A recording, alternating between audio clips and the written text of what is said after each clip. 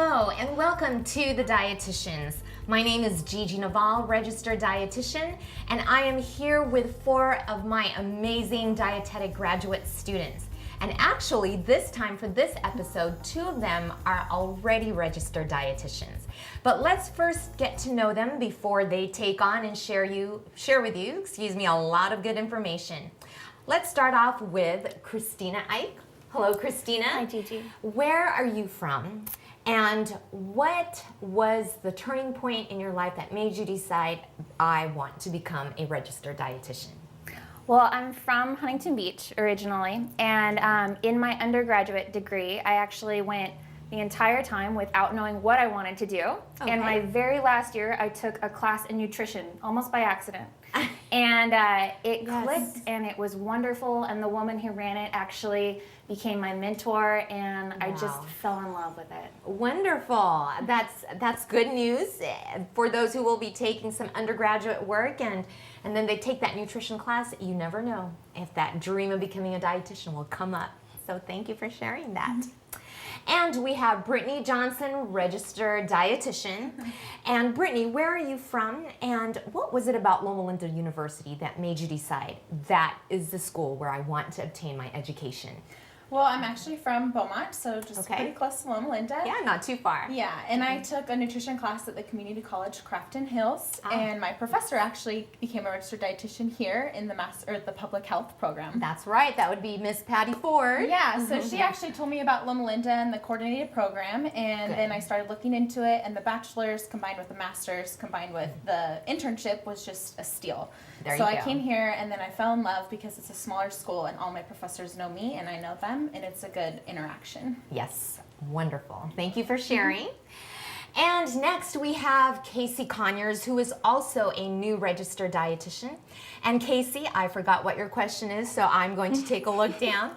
And once you are done with your education here at Loma Linda, what is your ultimate dream job? Ultimately, I would like to open my own wellness center. Okay, yes. And I'm from Portland, Oregon, so probably up there.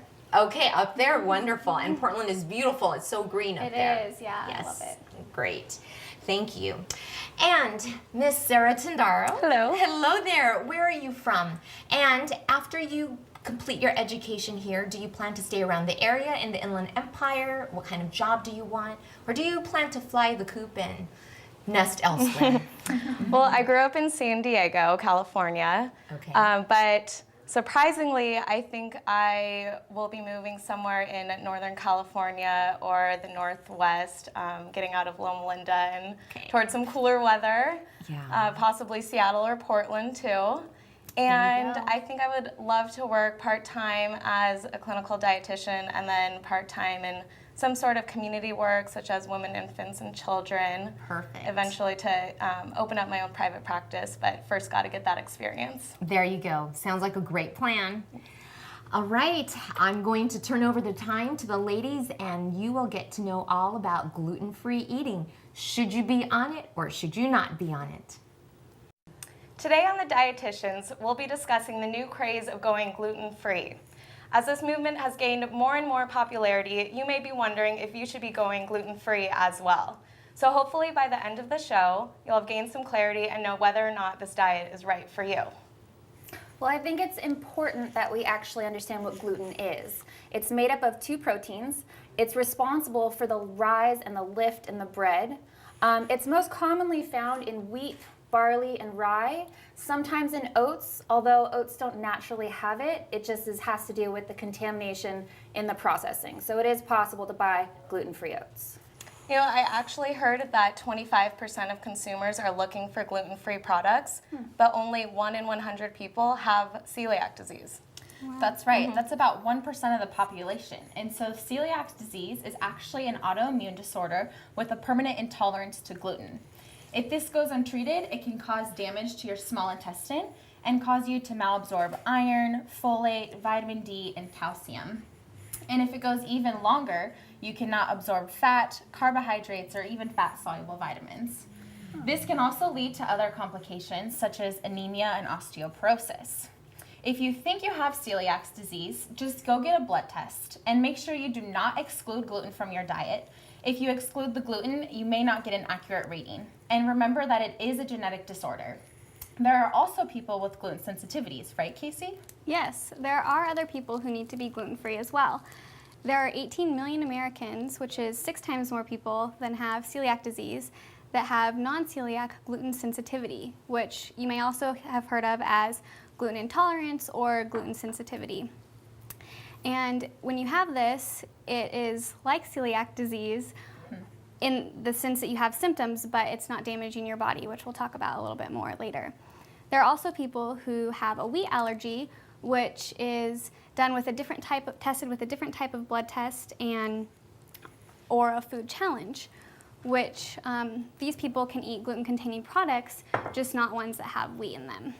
Christina, can you tell us how these conditions differ in the body? Right, so very simply, just so you know, we all learn digestion when we're in grade school. So from the stomach, it goes into the small intestine. In the small intestine, you have all these finger-like projectiles, and they're called villi. And they're responsible for absorbing all the nutrients. Well, when somebody with celiac disease ingests gluten, your body automatically forms a response to it, and it starts killing those villi. So you actually start to absorb less and less nutrients.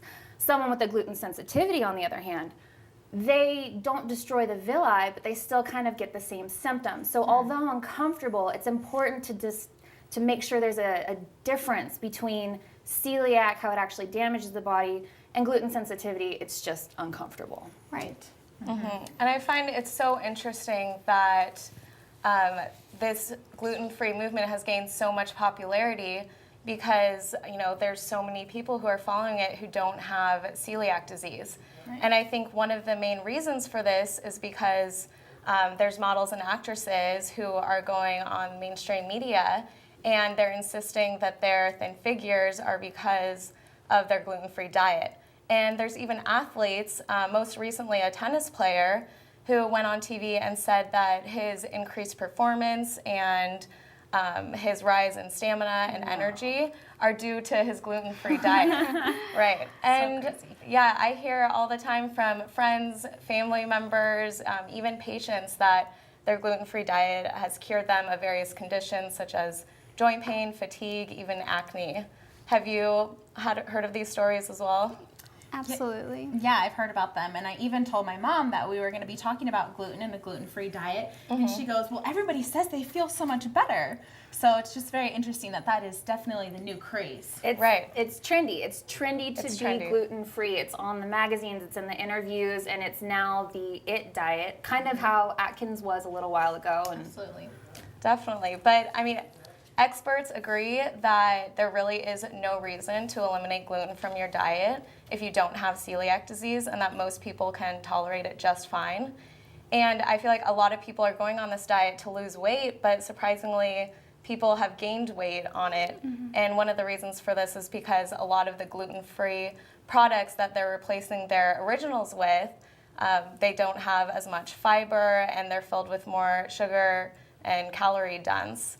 So consequently, you're not feeling as full and end up eating more than you would have in the first place.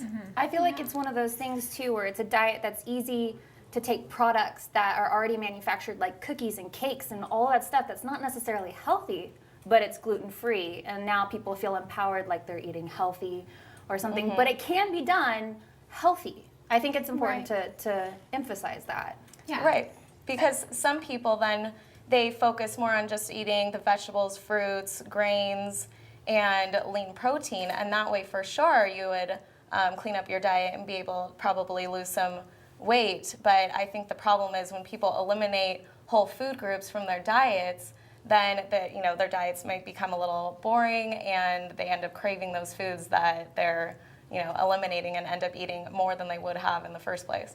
Right, but so many people are saying, oh, I lost all this weight, I feel so great taking this gluten out, but then you're wondering, well, what was your diet before? Because if you're eating a ton of fast food and then you go and eliminate that and you're not eating that, of course you're going to lose weight, of course you're going to feel healthier because you're not eating that junk food.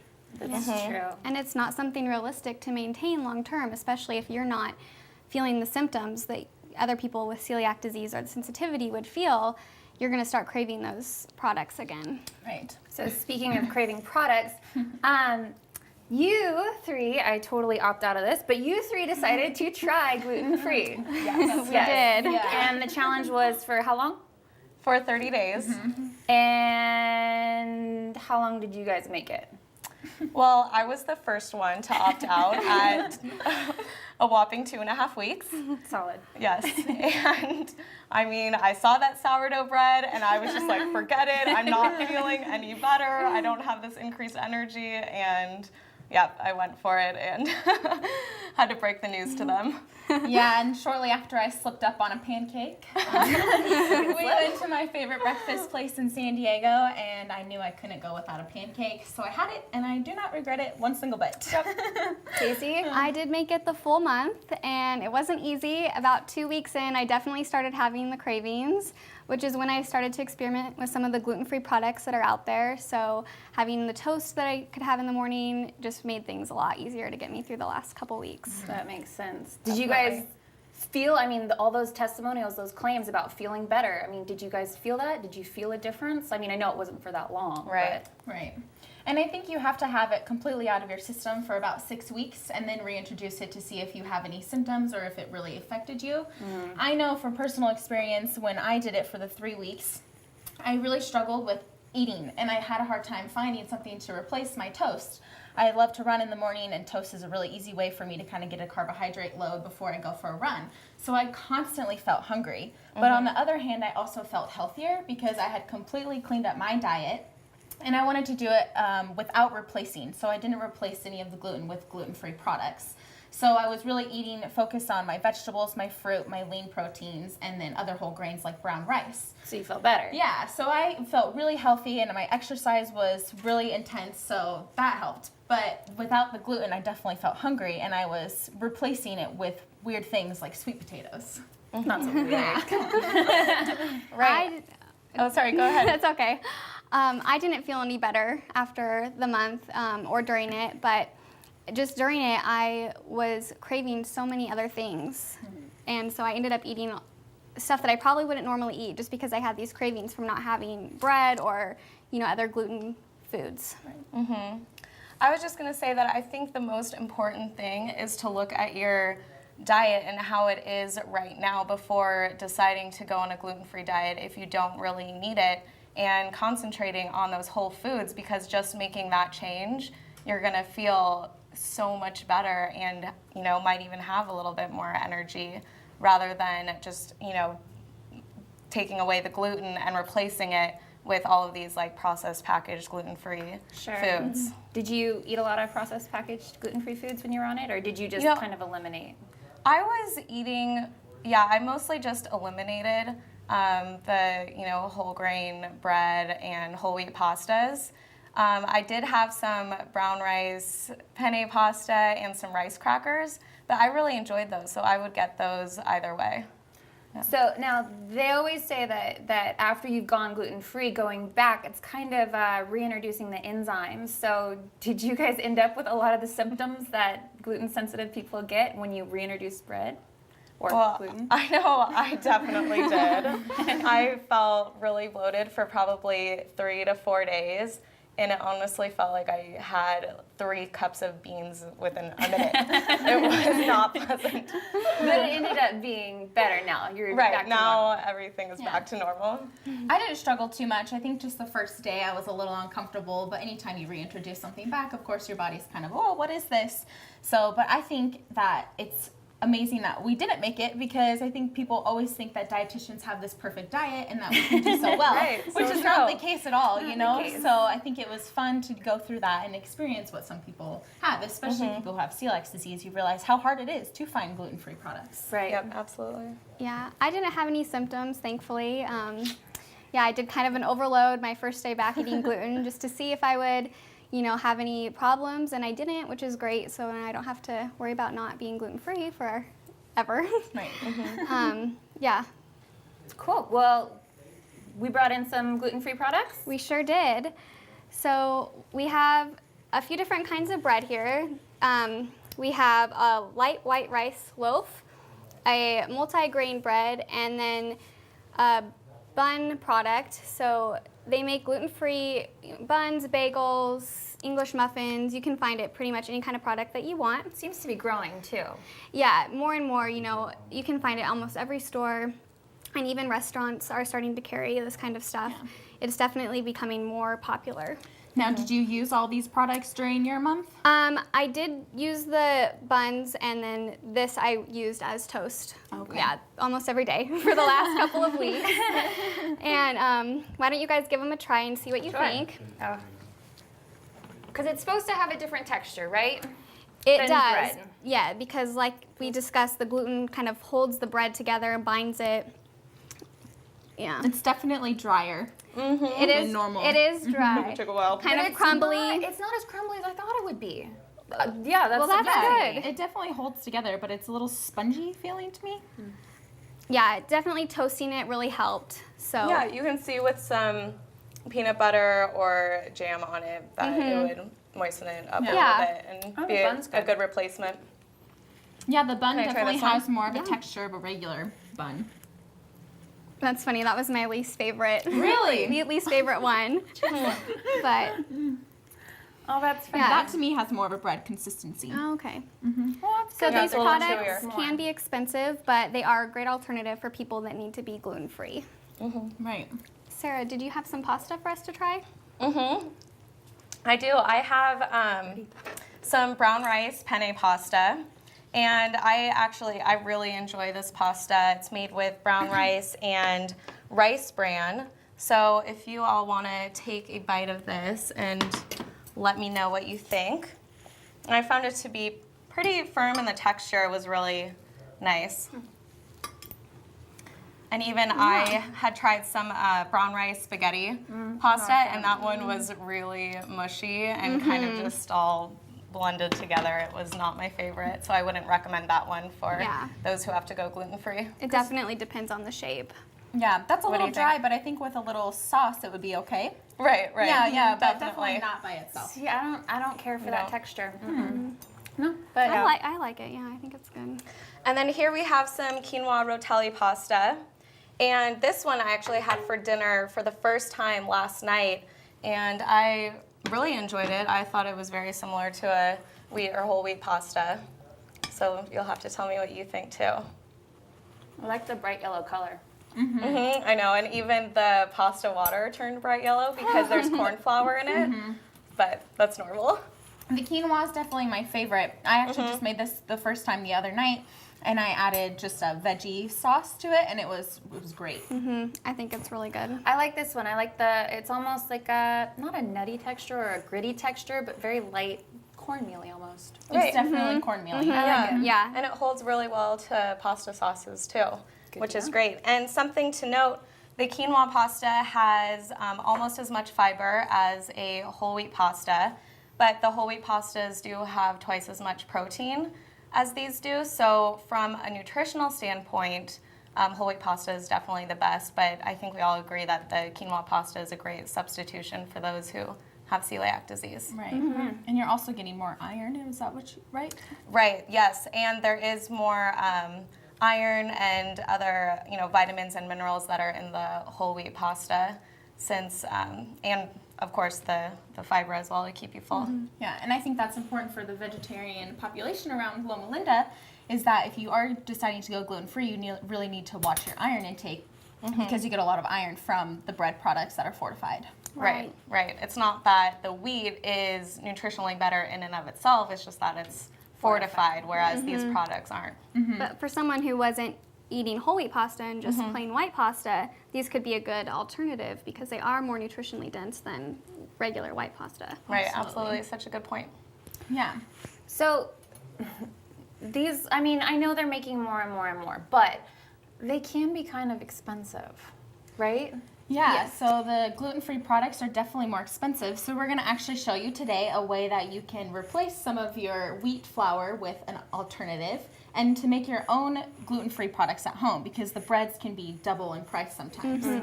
So we're just going to kind of clean up a little bit and we'll transition to showing you guys how to make a delicious and healthy banana bread. Love banana bread. Me too. That's perfect. So what we're going to start with is we have some very ripe bananas that I have already unpeeled and put into the bowl here. Now, this is a great alternative, healthy option, even if you decide not to go gluten-free, because we're gonna replace the butter as well as the eggs with the banana. So what I like to start out with is just putting a teaspoon of vanilla, and then we're also gonna add only 1/3 cup of brown sugar. So again, it's really not that much brown sugar. And we're just gonna mix this all up, and this we're gonna let sit while we make the oat flour. Allowing the bananas to soak in the sugar and the vanilla is really gonna enhance the flavor more. Oh, that's interesting. I've never done that. Yeah. How dark were those bananas when you peeled So them? those bananas were very, very brown. Okay. They were extremely ripe. So if you have extra bananas, especially in this heat that we've had, that have gone brown, instead of throwing them away, I like to just throw them in the freezer. And then right before I thaw them on my counter, and I can put them into this recipe. So it's a great way to not waste your bananas. Yeah, exactly. Because I know for me, once they get past a certain point, it is not good to eat. No, definitely not. Yeah, so then we're also gonna add about a tablespoon of canola oil. And it's important to use canola oil instead of vegetable oil because you're gonna get a little bit healthier fat from the canola oil. And we're just gonna mix that up into the banana mixture as well. Ooh, Whoa. got a splasher. Yeah. So in order to make your oat flour, you do need a food processor, or sometimes a Vitamix if you have one will work just fine as well. And I have already put in 3 cups of oats into the food processor. So it's important, actually, you guys, to use quick cooking oats. So I made this recipe twice, and the second time I made it, I used the old-fashioned oats, and it made a really, really dense product. Because the wheat is a binder in baked goods, and it kind of gives it that fluffy texture.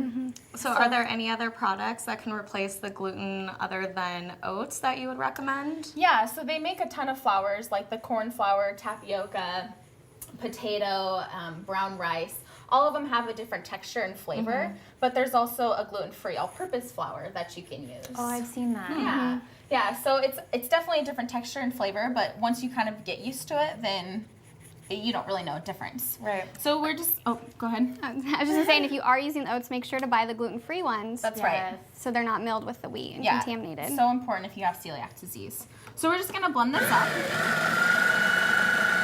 And you just wanna create a fine powder, basically. And to this, we're gonna add baking powder, baking soda, and a little bit of salt.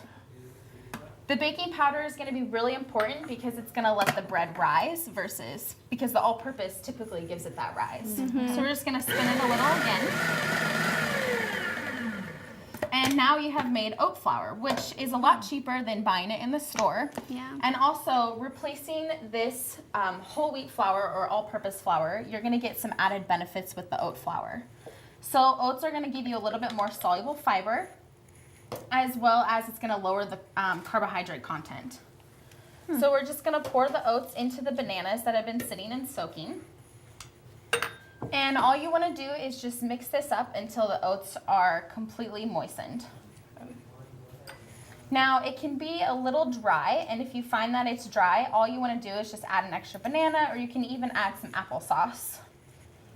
Now you took out, we have canola oil here, but Right. you're not using any oil.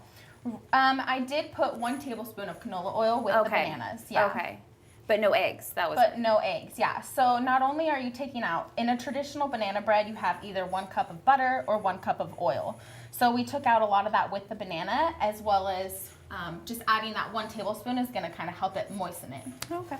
Yeah, so I've oiled a pan, and we're just gonna pour this into the pan. And it's important to kind of smooth it out because it is a different texture.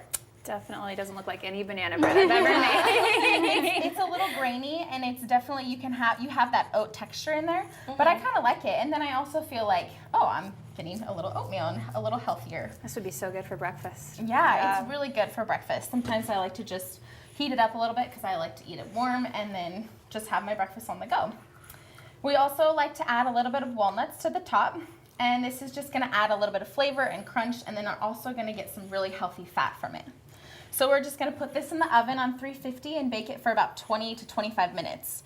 Now it's important not to overbake this because it is a little bit drier than regular banana bread.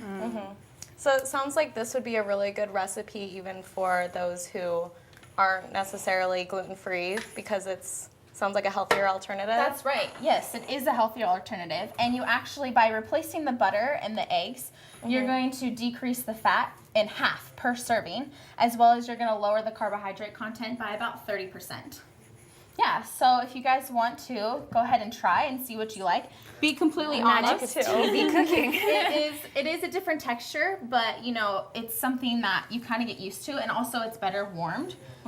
So tell me what you guys think about it. It's super crumbly already. And that is another thing. Like I said, the wheat flour is a binder, so it holds together quick breads, which that's what banana bread is. And without that, it is a little crumblier, so you're gonna not have as well of a sealed product. But even if, you know, it works if you want to have a healthier bread. I love the banana flavor and the fact that, I mean, it's pretty dense, so you feel like you're really, it's, you know, you're full afterward. Right. So it would be a really great breakfast. It is a lot denser, but yeah, it's really good. tastes kind of like breakfast. Yeah. And as you can tell, it's definitely a little denser here because it's not as thick as banana bread. Usually banana bread comes up really nice like this. And that's just because you're not having that wheat and the gluten develop and expand that product. Should we have JeJe come in and try some? Yes, please. Outside perspective. Okay, let's see. Excuse me, ladies. Of You course. know, it looks good. Even before trying it, it just looks really good. It doesn't look like banana bread. And you know, I've been a dietitian for as long as you guys have been living. And so I've tried many gluten-free products, and what I've learned for me is that if I'm going to try a new product, a gluten-free product, or even those veggie meat products, in my mind to tell myself it's not going to taste like the original. Yes. Right. one. Absolutely. It will have so important. it will have its own uniqueness and its own nice flavor to it. So, Yeah, that's so important to know that it's not going to be the same, because I think that's often why people get disappointed, because they compare it to a traditional wheat product. right.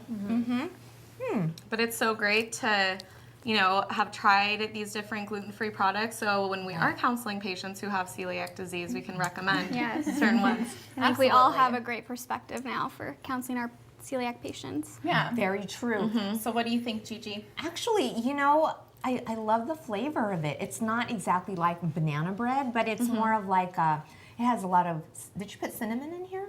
Yes, there is a little bit of cinnamon. Okay, there's cinnamon, and it's just a nice bread that tastes so good, and I'm not disappointed at all. It's not like banana bread to me, but it's very delicious. Right. Yeah, feel good after eating it. Yeah, you don't feel as guilty because you don't have that added fat from the butter and eggs. Exactly. Thank you so much for joining us, and have a wonderful day.